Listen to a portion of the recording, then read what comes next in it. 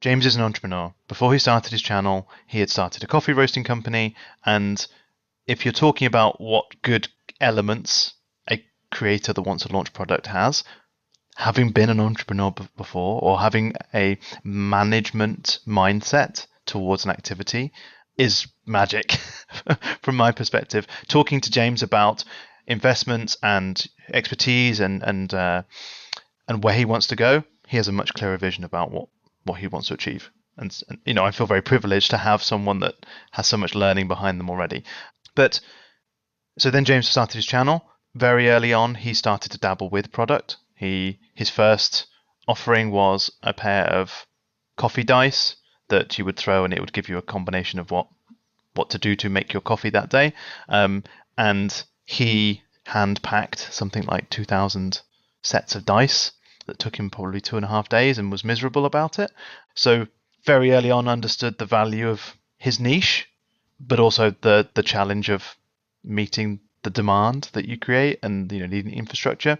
I'm not sure exactly how many years, but for at least the 3 or 4 that I've known, he has a separate business called 10 Hundreds Thousands, because he understood that he needed to invest in infrastructure and a separate entity, and it has a customer service person, a person whose role it is to run that merchandise business, and the 10 Hundred Thousands is about the fact that he always makes limited products of one type or another, so that there's always going to be a number on how many are launched.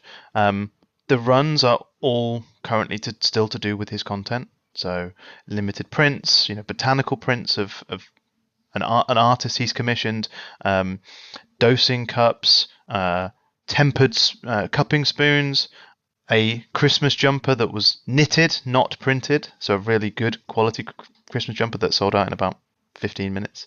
His attitude towards product is value, ensuring it's something that he would want, that he's providing to his audience, and being audience first with regard to what he's trying to do.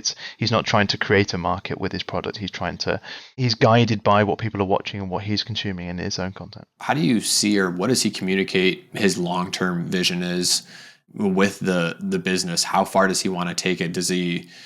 Because like you were saying, the fact that he's got the vision, that he understands that he's got to have a separate entity to set up support. There's all these other things that makes it much easier for you to work with, because he understands it, but he's going to go farther as well.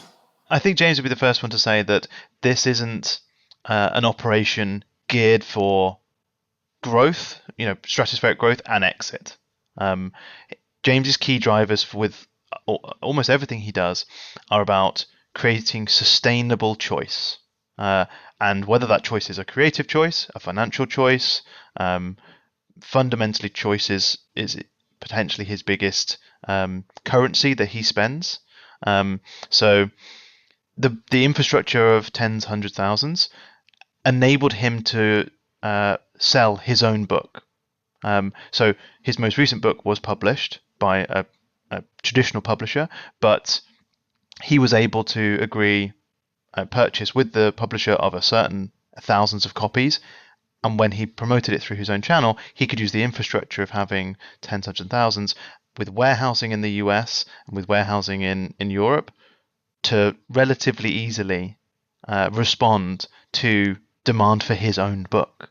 And he builds that choice on top of each other, like the choice of being able to have his own product available whenever he wanted it, then led him to be able to choose to how he promoted his book and how much of that revenue he retained for himself. That follows through into his content. He launches product relating to wacky, weird, unusual things he does. If anyone wants to really get an understanding of what it means for him to be a coffee YouTuber, he has a video called How Does Great Coffee Taste? Oh, it's so good. And I'm glad you've seen it. It is an 8-minute single take video with a white cyc. It's an art piece.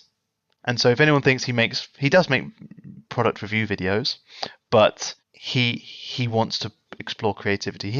One of his ad reads was with the Barbershop Quartet talking about Squarespace. So it's true creative, true art. I mean, yeah, the first As I was watching that video, you get a minute in, then you get 2 minutes in, 3 minutes, and you're like, this is still one take. This is still one take. Like, I mean, no awkward pauses, no nothing. All the actors in it. I mean, it's just brilliant. It's To James's credit, that was 5 full takes in one day to end up with the end product. wow.